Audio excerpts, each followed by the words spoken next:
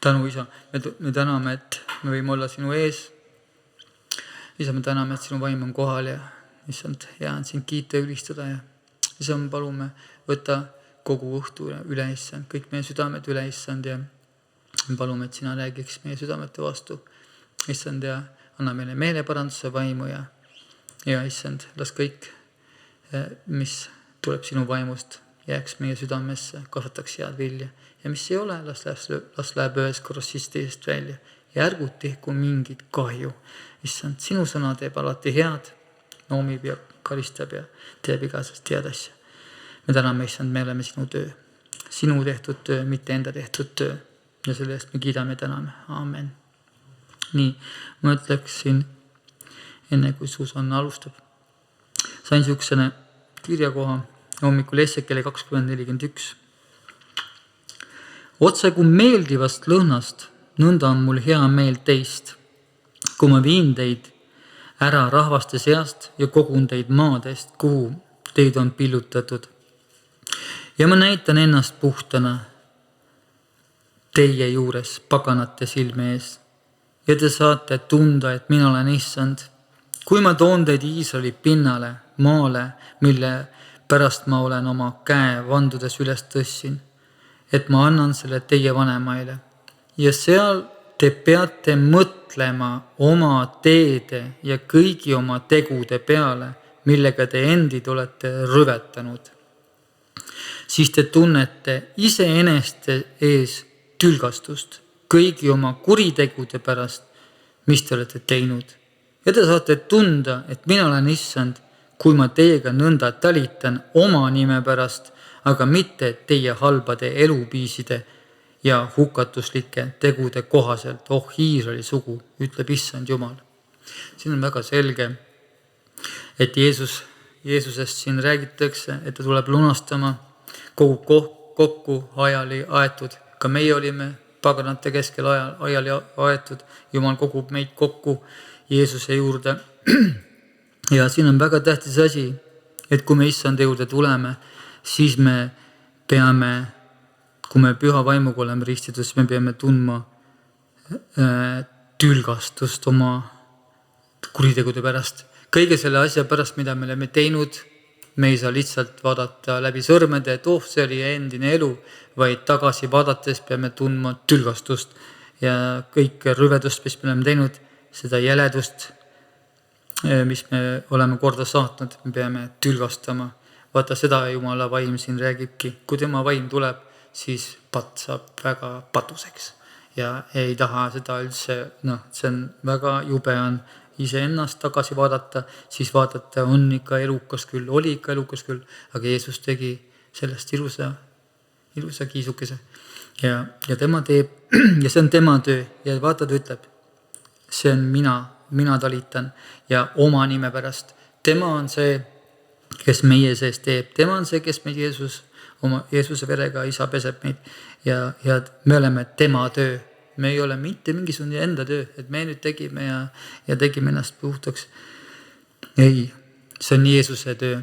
Kui tema ligineb meile püha vaimuga, siis toob ta meie eluviisid, mis ei ole Jumalale kõlblikud, toob meile päevavalgele ette ulpima ja meie asi ei olegi midagi muud vaadata, et see on ikkagi jube ja see on ikkagi rüve ja see on ikkagi tülgastust väärt ja siis issand halasta, puhasta mind sellest saastast. Ja niimoodi ongi. Ja tuleb ja vee sees, Jumala sõna on vesi ja kõik, mis sealt sees tuleb, peab tulema Jumala sõna läbi ulpima, pinna peale. Siis kaotab kurat oma igasuguse aarde, sest valgustatud asi, kõik, mis on valgustatud, valgus paistab pimeduses ja pimedus ei ole ennaks omaks võtnud. Osad asjad on väga sügaval südame põhjas ja kui kaevad ka vundamenti. Alguses tulebki, kui me vundamenti hakatakse ju tegema. Ütleme, et Jeesus on nurgakivi. Siis kaevatakse auk. Ja auk ja seal augus võib tulla seal suur kivi ette kolks ja see kivi on vaja sealt kätte saada raskelt. See südame põhjast, kivine süda. Aga Jeesusel on omad vahendid, et ta teeb selle pehmeks ja ja meil on ainult rõõmu tunda. Ja kui me praegu vaatame tagasi, siis me peame igapidi tänama, iga hommikul tänumeelt on vähe. Mulle seal paastus öeldi vähe tänumeelt on vähe. Me peame meelt parandama, seepärast, et Jumal nõuab meie käest tänu.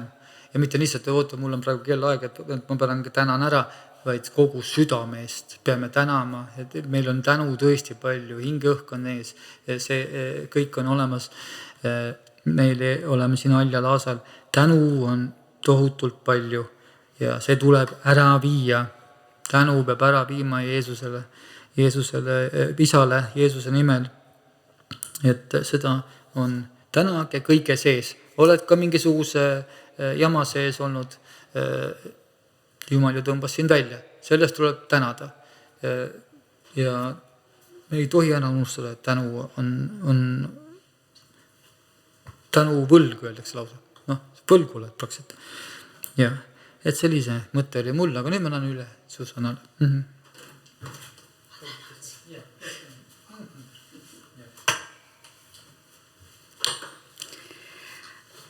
Armu ja rahu. Kirjakoht, mida loen ja mille juurde ma pärast veel kirjast tagasi jõuan, on roomlaste 12:10 alates.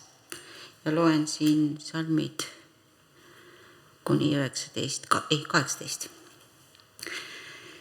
Venna armastuses olge üksteise vastu hellad, vastastikuses austuses jõudke üksteisest ette. Teenige issandat tüdimatu innuga ja vaimult tulisena. Olge rõõmsad lootuses, vastupidavad viletsuses, püsivad palves. Abistage pühasid nende puudustes, püüdke olla külalislahked. Õnnistage oma tagakiusajaid, õnnistage ja ärge neetke. Rõõmustage rõõmsatega, nutke nutjatega. Olge omavahel üksmeelsed. Ärge mõtelge kõrgilt, vaid laske end tõmmata madalamate hulka. Ärge olge endi meelest targad. Ärge tasuge kellegile kurja kurjaga. Hoolitsege selle eest, mis on hea kõigi inimeste silmis. Kui võimalik, nii palju, kui oleneb teist, pidage rahu kõigi inimestega. Amen. Tänane sõna tuli väga lihtsast lausest. Kas ka sina, halb kogudus? Et kui see mõte mulle pähe tuli, siis mis sellega Jumal öelda tahab? Ja ma palungi, et ma suudaks need mõtted, mis ma sellega sain, arusaadavalt ka teile ette kanda. Ja mitte väga kiiresti rääkida, et siin need ei vaadataks mind. Nii, lahkarvamusi ja lõhesid juhtub parimategi seas. Ja nagu me ka lugeda saame evangeeliumist, et ka kiriku varajaste juhtide, näiteks Pauluse ja teiste apostlite seas ja ka varakristlikes kogudustes. Kõigist apostel Pauluste kirjadest arvan, et tema lühim kiri Filemonile on väga-väga hea sõnumiga kiri. Kohe ma selgitan, miks ta mulle meeldima hakkas ja et mitte ainult oma pikkuse pärast ta mulle ei meeldinud. Kirja taustaks. Apostel Paulus, olles koduarestis Roomas, dikteeris ta kirja oma sõbrale Filemonile. Filemon, jõukas kristlane, kes pidas Kolossas kodukirikut, oli tõenäoliselt aastaid varem Pauluse Efesose teenimise ajal Kristusesse pöördunud. Nii, ja siis kirja juurde. Pärast seda, kui Paulus oli Filemonile öelnud, kui tänulik ta tema eest on ja mida tema eest palvetab, toob ta Filemoni minevikust nime Oneesimus. Oneesimus oli tollal uskmatu sulane või ori, kes oli Filemoni majapidamisest lahkunud. Ridade vahelt lugedes võib aru saada, et ilmselgelt ta jooksis ära ja samal ajal ta võis ka Filemonilt varastada. Ja kui meie juba teame, et Jumala teed on ettearvamatud, siis loemegi, et nii oli. Oneesimus kohtus vangistatud apostli Paulusega 1000 miili kaugusel Roomas. Oneesimus hakkas selle vestluste läbi usaldama Kristust kui issand ja päästjat, saades Pauluse vaimseks pojaks just nagu Fiilemon aastaid varem. Nüüd vana mehena ja vangistuse tõttu teistes abist sõltuvana igatses Paulus, et Oneesimus tema juurde jääks. Kuid mugavus ja lohutus polnud Pauluse jaoks peamised liikuma panevad tegurid. Seda oli evangeelium. Kuigi Oneesimuse ärasaatmine oleks olnud nagu tema südame ärasaatmine, nägi Paulus Fiilemoni ja Oneesimuse taasühinemisest kui võimalust mõlemale mehele pakkuda elavat tähendamissõna evangeeliumi leppimisest ja partnerlusest. Mida me saame veel tähele panna, et Paulus oli nõus Oneesimust soovitama, kuna ta oli kindel Oneesimuse usus, sest ta oli Paulust justavalt teeninud. Ei olnud nii, et võttis usu vastu ja kohe saadeti tagasi. Paulus oli kindel Oneesimuse usus.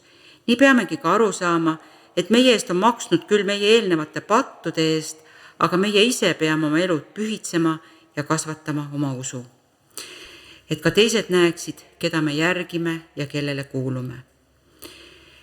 See polnud ainus kiri, mida Paulus selle vangistuse ajal kirjutas. Ta kirjutas tõenäoliselt kirja ka efeslastele ja kolosslastele sama aja. Ja kirjas kolosslastele, pidage meeles, et ka Fiilemon elas Kolossas, saame väikse infokillo. Paulus ütleb, et käskjalg Tühikos räägib teile kõigist minu tegemistest ja tal on reisikaaslane, Oneesimus, meie ustav ja armas vend, kes on teie seast. Ja kuidas siis kiri Fiilemonile koos kirjadega efeslastele ja kolosslastele rändas 1000 miili kauguselt Roomast Väike-Aasiasse? Seda loomulikult käskjala Tühikuse ja Oneesimuse kaudu. Ja nüüd võime ka ette kujutada Oneesimust, kes pidi selle pärgamendirulliga minema oma endise isanda uksele. Ta annab talle Pauluse kirja, milles on kirjas, kuidas Paulus selgitab, et Oneesimusest on saanud kristlane ja palub neil kahel ära leppida. Paneme tähele seda, et tol ajal ei olnud vaikset lugemist, et saadame väikse messengeri ja loen vaikselt ette ja keegi teada ei saa. Ja et veel Paulus ei adresseerinud seda kirja Fiilemonile, vaid ka Appiale, see oli tõenäoliselt Fiilemoni naine, ja Arhipposele, tõenäoliselt Fiilemoni poeg, ehk kogu kodu kirikule. Ja siis see vaatepilt. Fiilemon loeb oma kirja Oneesimuse juuresolekul valjusti ette. See on see ainuke Pauluse kiri, kus tervituses ei maini Paulus enda apostliks olemist või saamist. Ta tahab Fiilemonile rõhutada, et ta kirjutab esmalt sõbrana, mitte kõrge ülemusena. Selle asemel, et anda oma vaimsele pojale käsk, et nüüd peame ära leppima, Paulus sõnastab oma üleskutse nii, et see oleks pakkumine, mille Fiilemon tahab vastu võtta. Paulus kirjutab, et Fiilemon ei saaks mitte ainult oma sulast tagasi, ta saaks ka armastatud venna issandas. Umbes nii, et sa tahad näha, et sinu inimesed sinu kogudusest tulevad usule ja laiendavad sinu vaimset perekonda, Fiilemon. Peaasi see Oneesimust kingituseks. Teiseks, Fiilemonil pole midagi kaotada. Kui Oneesimus ka temalt midagi varastas, ütleb Paulus, pane see minu arvele. Sina oled mul oma elu võlgu, Fiilemon, aga ma luban sulle maksta tagasi kõik, mis Oneesimus võlgneb. Paulus soovib, et Fiilemon võtaks Oneesimuse vastu nii, nagu ta võtaks vastu Pauluse enda. Ja ta rõhub ka, et see suurendaks Pauluse rõõmu. Jaa, ma tahan sinult mingit kasu, ma tahan, et su süda Kristuses kosutataks ja selleks oleks vaja, et mu 2 poega elaksid usus koos vendadena issandas. Ja apostel lisab veel ühe stiimuli, ütles, ma sõidan ilmselt varsti läbi sinu juurest, seega palun seo mulle külaliste tuba valmis. Meil pole andmeid Fiilemoni vastuse kohta, aga me teame, et Paulus oli kindel, et Fiilemon võtab Oneesimuse koju vastu, kui venna issandas. Ja nüüd enamik lõpetab siin kirja lugemise, kuid selle kirja lõpus on 2 julgustavat ja ka kainastavat meeldetuletust. Ma seekord nii-öelda komistasin nende otsa ja see mind kõnetaski. Ja mis selle tänase ajalootunni kokku pani. Esiteks Markuse lugu. Kirja lõppsõnas mailib Paulus Markust. See polnud lihtsalt Markus. See oli Johannes, keda hüüti Markuseks. Varakristliku pärimuse järgi, näiteks Pappiase ja Irenause kirjutised, oli Johannes Markus Peetruse tõlk ja lähedane kaaslane, kes pani Peetruste jutustuste põhjal kirja Markuse evangeeliumi. Aastaid varem oli Markus abistanud Paulust ja Barnabast, kes oli siis Markuse nõbu, nende esimesel missioonireisil. Kuid avaldamata põhjustel hülgas ta Pauluse nende reisi ajal ja pöördus tagasi Jeruusalemma. Sellest saab pikemalt lugeda Apostlite teod 13. Hiljem, kui Barnabas tahtis Markust teisele reisile kaasa võtta, tekkisid Paulusel ja Barnabasel terav tüli. Paulus ei tahtnud, et Markus kaasa tuleks. Suhte kahjustus oli ilmselt nii sügav. Meil ei öelda, kuidas see lahendati, kuid tänu sellele lühimale kirjale Pauluse käest Filemonile me saame teada, et see lahendati. Paulus loetleb Markust kui ühte oma sõpradest ja evangeeliumi partneritest. Nad on teinud seda, mida Paulus Filemonilt ja Onesimuselt ootab. Selles kirjas peitub meile julgustus, et hea tahtega kristlased võivad kogeda valusaid lahkuminekuid ja lahendamata konflikte ja ometi pole loo lõpp kirjas. Võib-olla enne endised sõbrad, kes on sulle sügavalt haiget teinud ja sul pole veel sellist leppimist, mis asjad korda teeks ja usalduse taastaks. Pauluse ja Markuse näide viitab sellele, et kuigi see võib võtta aastaid, on Jumal pika meelega ja ei ole oma lõppsõna veel avaldanud. Ükski suhe pole pöördumatult temale parandamatu. Markuse lool on nagu näha hea lõpp, aga selle sama väikse kirja lõpuosas on veel üks nimi, mis silma paistab. See on Teemas. Pauluse kaastööline Teemas saadab nagu Markuski Filemonile tervitused. Kas nimi Teemas kõlab tuttavalt? See ilmub uuesti 2. Timoteuse kirjas. See on kirjutatud pärast Filemonile saadetud kirja. Ühes Pauluse kõige kurvemas salmis teatab ta, et Teemas armunud sellesse maailma on mind maha jätnud. Kirjas on see 2. Timoteuse 4:10. Teemas, kes nägi välja ja kõlas nagu evangeeliumi partner, oli tegelikult varjatud usust taganeja. Ta oli küll nendega, aga mitte kunagi päriselt üks neist, ütleb 1. Johannese 2:19 selliste kristlaste kohta. Ta valis maailma laia tee kitsa ristitee asemel. Ja isegi see tundub mulle ikkagi mingil moel julgustav. Mõnel meist on lähedased inimesed, kes on issandalt eemaldunud ja oma usuga laeva hukku teinud. Ja olengi tänulik, et Paulus ei ütle meile ainult seda, et meilt nõutakse rahus elamist kõigiga, mille ma just ette lugesin. Aga ta lisab ju 2 tingimust. Kui võimalik, nii palju kui teist oleneb, elage rahus kõigiga.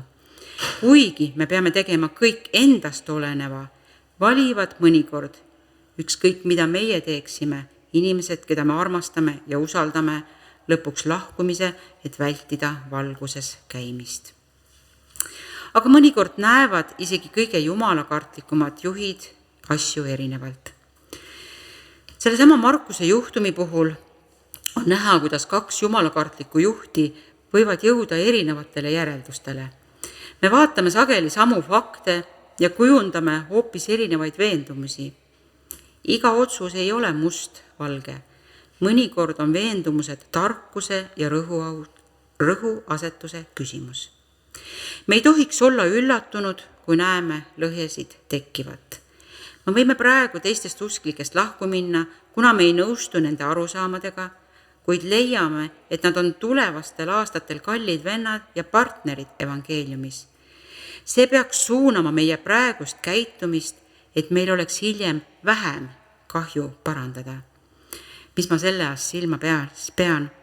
Kui tekib lõhe ja üksmeel kaob ja sel ajal ei oska seda ka lahendada või tundub see võimatu, on täiesti normaalne, et lahkud kogudusest ja otsid teise, millest sa need leiad. Vale ja nii-öelda huntlik käitumine on selline, kus sa hakkad maha tegema ja mustama endist kogudust. Meelitad endisi kaaslasi, neid kas meeleheitega või sunni või manipuleerimise teel. Et ma ei ütle küll midagi, aga kas sa ikka pead sinna minema? Et selline käitumine ei too au ei sulle ega Kristusele, sest see tuleb kibedust täis südamest. Pigem peaks tunnistama enda sees seda kibedust ja meelt parandama neid üles tunnistades, sest Jumal saab tegelikult tegutseda ju ka meie lõhenemiste kaudu. Isegi kui meie ei saavuta ideaali, näib Jumal meid ikkagi kasutavat. See on hea uudis. Jumal suudab endale au tuua isegi meie nõrkuses. See on täpselt see meie Jumal, kes kasutab meid oma eesmärkide saavutamiseks, isegi kui meie ei saavuta enda arvates mitte midagi.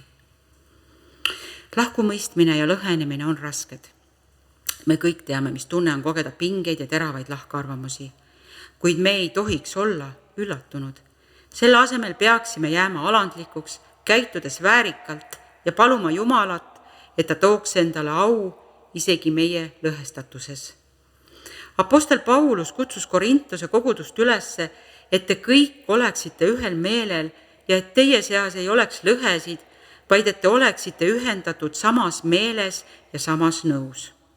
Kuid enne, nagu kuulsime, Paulus ise ei saavutanud seda ideaali alati. Ja võime mõelda tänapäevastele näidetele lahkarvamustest tõeliste usklike vahel.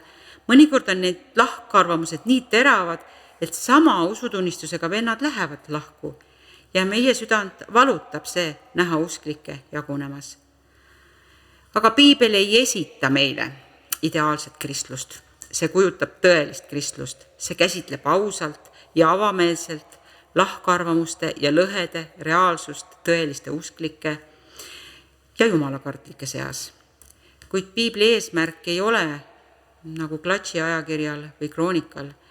Selle eesmärk ei ole meid pettuma ja küüniliseks muuta, pigem ilmutab Piibel neid asju meie õpetuseks ja ülesehitamiseks.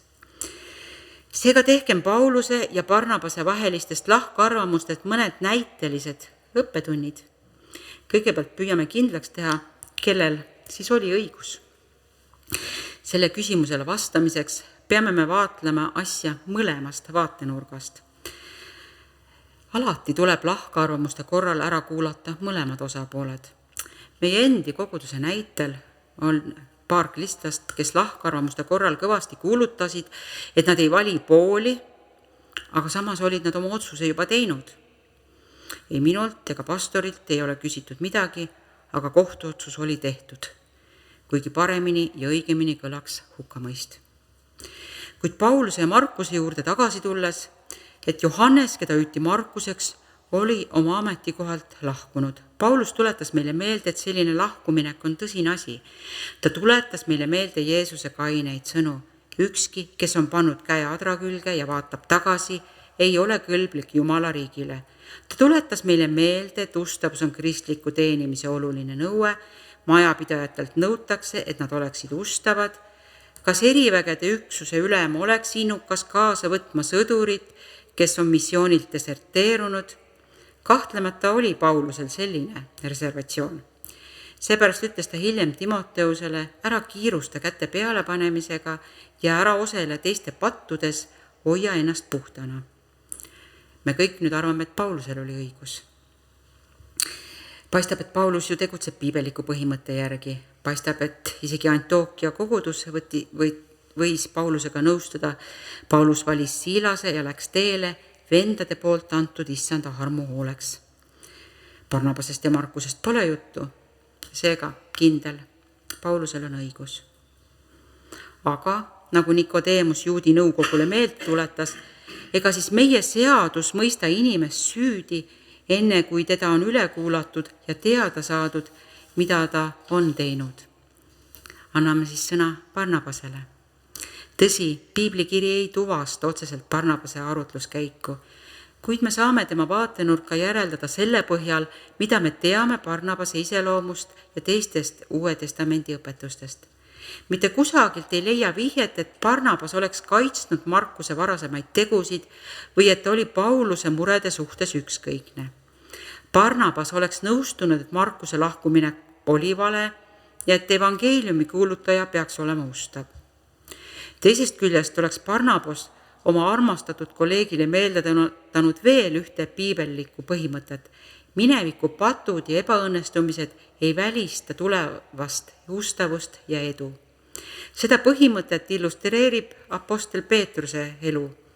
Peetrus ei olnud lihtsalt oma issandat ja päästjat hüljanud, ta eitas Jeesust 3 korda. Raske on teada, kumb tegi Jeesusele rohkem haiget, Juuda suudlus või Peetruse eitamine. Aga Peetrus kahetses ja Jeesus andis talle täielikult andeks, veelgi enam, issand määras Peetruse tagasi apostli ametisse.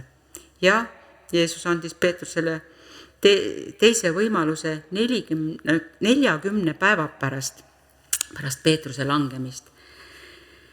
See on siis sama põhimõtteliselt, mida Paulus ka Oneesimuse puhul kasutas, aeg, millal on näha meeleparandust, mõnel 40 päeva, mõnel aastaid ja mõnel aastakümneid. Usalduse taasleidmine pole kerge ülesanne, kuigi Peetruse süü oli pigem hirmust ajendatud kui usust. Barnabas ja Paulus ilmselt teadsid, et Jeesus oli Peetruse uuesti ametisse nimetatud. Barnabas oli optimist. Tema nimi tähendabki julgustuste poega. Kui Jeruusalemma kogudus suhtus Pauluse pöördumisse skeptiliselt, astus just Barnabas tema eest välja. Sellest me saame lugeda apostlite teod 9, 26-27. Kas ei saaks järeldada, et Barnabas saaks öelda, et Paulus, mul oli sinu suhtes õigus, kas sa ei nõustu, et mul võib ka Markuse suhtes õigus olla? Kui nüüd küsida, siis nüüd oleks vastused ilmselt juba enam-vähem pooleks, kes on Pauluse poolt ja kes on Barnabase poolt.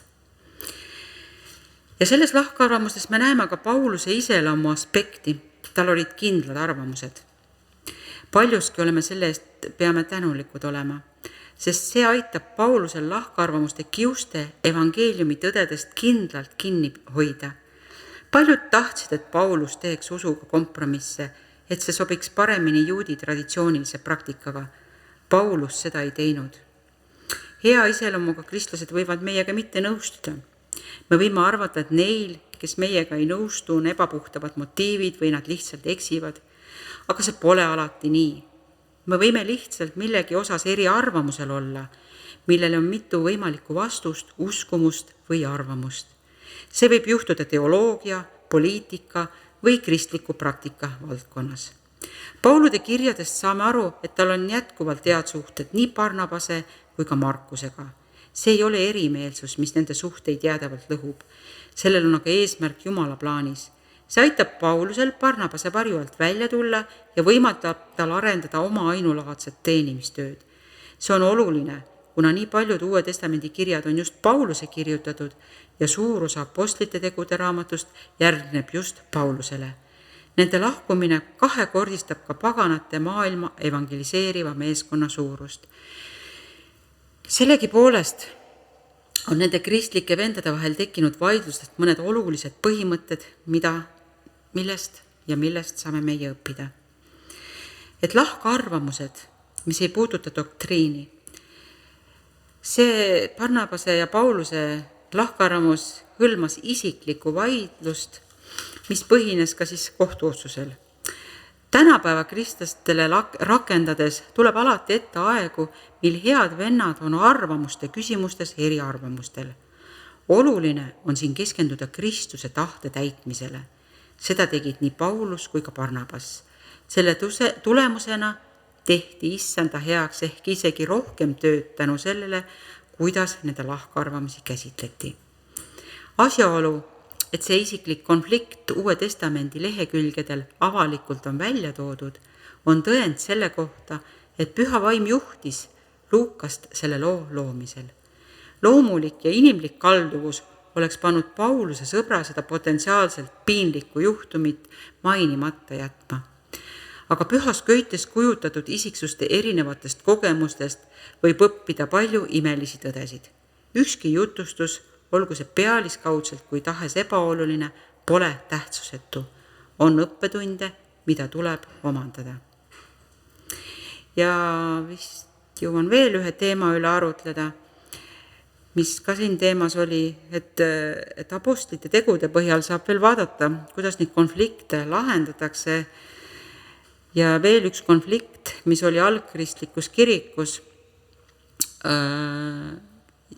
mis siis laienes juudi juurtest ja paganatest sündinud kristlasi. Aga mõned mehed tulid Juudamaalt ja õpetasid vendi. Kui te ei lase end Moosese kombe järgi ümber lõigata, siis te ei saa päästetud. Apostlite teod 15.1. See lõik toob esile algkiriku konflikti ja paljastab, kuidas juhid lahendasid oma kogukonnas tekkinud konflikte. Apostlite tegude 15. peatüki keskmes on sügavalt juurdunud religioossete ja kultuuriliste veendumuste mõjutatud võimudünaamika. Paulus ja Barnabas seisavad Kristuse missiooni eest paganate seas. Nemad propageerisid ümberlõikamiseta kaasamist ja seadsid kahtluse alla traditsioonilised normid. Aga variseride rühmituse usklikud tõusid siis püsti, nad tuleb ümber lõigata ja nad peavad pidama Moosese seadust. See konflikt keskendus sellele, kuidas integreerida paganatest usklikke valdavalt juudi kristlikku kogukonda. Nad pidasid juudi tavade järgimist oluliseks. Ja kuidas siis seda konflikti lahendati? Tähtis oli avatud dialoogi olulisus.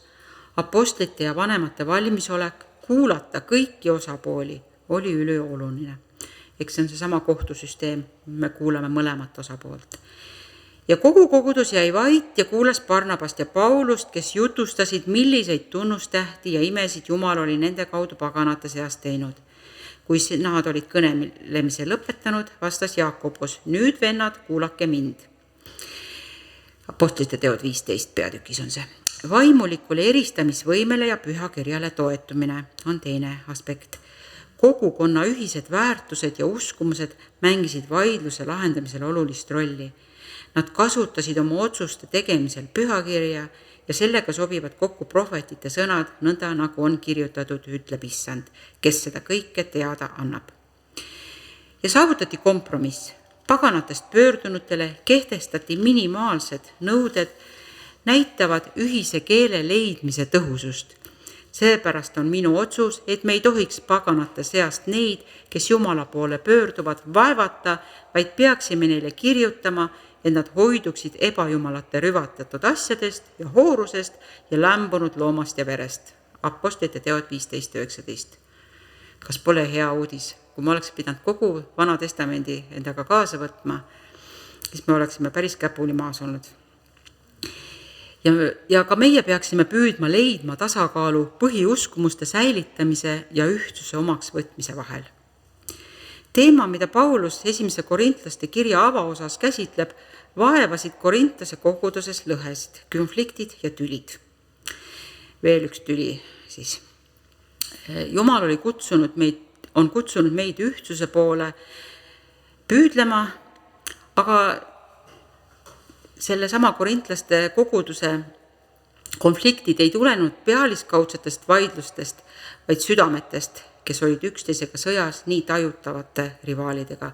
Iga grupp püüdis teist üle trumbata ja nähes kristlasi konkurentidena. Nad ei peatunud millegi ees, et säilitada oma au isegi kaasusklike arvelt. Ja siis see Korintuse kogudus ja nende lõhed. Et kuidas terminit tülid Uues Testamendis kasutatakse, see annab vihjeid selle kohta, mis põhjustas neid rivaalitsemisi seal koguduses. Ja paraku, mis põhjustab neid ka meie kogudustes tänapäeval. Tuleb rõhutada, et need tülid ei olnud tingitud patu või valeõpetusega tegelemisest. Mõnikord on kirikus konflikte koguduse patu tõttu ja sellega tuleb tegeleda piibellikult. Korintoses see nii ei olnud.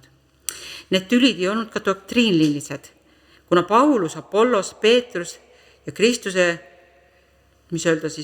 juhtkond või need pooled, kõik uskusid sama tõde. See probleem ei seisnud selles, et kristlased uskusid erinevaid doktriine, vaid selles, et neil oli omavahel rivaalitsemist, mis viis otsese tülitsemisena. Piiblis ei kasutata terminit tüli kunagi patu või doktriini käsitlemisel, kuid me leiame seda sageli Uues Testamendis patuste lõhede kirjeldamiseks. Tülid ja rivaalitsemine tekivad koguduses mitmel põhjusel. Mõnikord tekivad tülid, võitlused ja lahkhelid seetõttu, et kiriku liikmed on uskmatud. Inimesed võivad imestada, miks keegi, kes pole pöördunud, tuleks kogudusse probleeme tekitama. Aga Paulus selgitab 1. Timoteosele, et need inimesed usuvad, et Jumala kartus on kasu saamise vahend. Nad näevad rahalist kasu või võimalust oma staatust, au või prestiiži suurendada, saades koguduse osaks. See põhjustab siis koguduses palju konflikte ja lõhesid. Teine põhjus, miks koguduses tekib tüli, on see, et tõelised usklikud annavad järele lihalikele himudele. Paulus kutsub hoiduma nii tülidest kui kadedusest. See juhtub siis, kui kristlased riietuvad Kristusega ega hoolitse liha eest selle himude osas. Kui usklikud hoolitsevad liha eest ja ei riieta issanda Jeesuse Kristusega, hillivad kirikusse lõhed. Need inimesed tegutsevad siis ise ka ambitsiooni ajal, nähes evangeeliumi kui vahendit enda reklaamimiseks, oma ambitsioonide teostamiseks, mida liha alati igatseb teha. Usklikke kutsutakse elama Kristuse auks, kuid liha mässab ja on täielikult haaratud iseendast. Alati, kui isekas ambitsioon juhib meie otsuseid ja püüab kaitsta meie au, hiilgust ja staatust, võtab liha võimust. Sellest tulenev lõhenemise tapatalgud on koguduses katastroofiline. Usklike tülide allikaks on seega isekas lihalik ambitsioon. Iga rühmitus otsis pigem oma au kui teiste heaolu ja Kristuse au. See tegi olukorra Pauluse jaoks nii ennekuulmatuks. Korintlased